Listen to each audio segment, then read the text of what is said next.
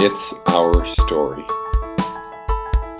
Diane Coleman, Chicago, Illinois. At one point, I understand Ed did want to commit suicide, and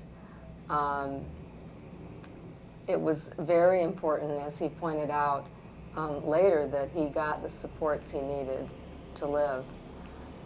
And we're very concerned in Not Dead Yet about newly disabled people who may be subtly or not so subtly encouraged to let go and not fight through to their new life. And that's why I think we've been so successful in gaining the support of major national disability organizations. For example, the National Spinal Cord Injury Association and the National Council on Independent Living have consistently supported Not Dead Yet, both in the assisted suicide issue and in the surrogate decision-making or guardian decision-making issues that were so prominent in the Shivo case. What we're recognizing and what people know is that folks are not getting the supports they need, that especially initially they may despair of their situation, not knowing enough about it, and really not having informed consent.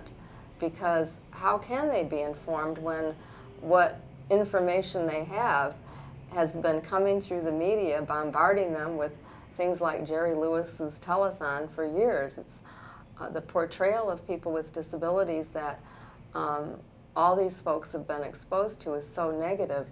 How could they have an understanding at the point where they do acquire a disability? And I have heard the statistic that 90% of people with disabilities acquire their disabilities rather than being born with them. They all come into that experience with, at least most, with virtually no exposure to the realities and the great lives that people have. And instead they're carrying this dismal gloom and doom view of the situation. They think better dead than disabled. That's what they've learned through the press, and we're here to really, as a movement, teach people otherwise, hoping that that will help.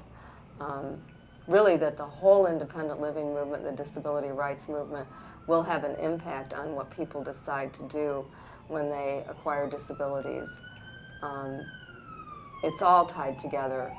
The euthanasia issue is really just the ultimate form of discrimination that people face every day.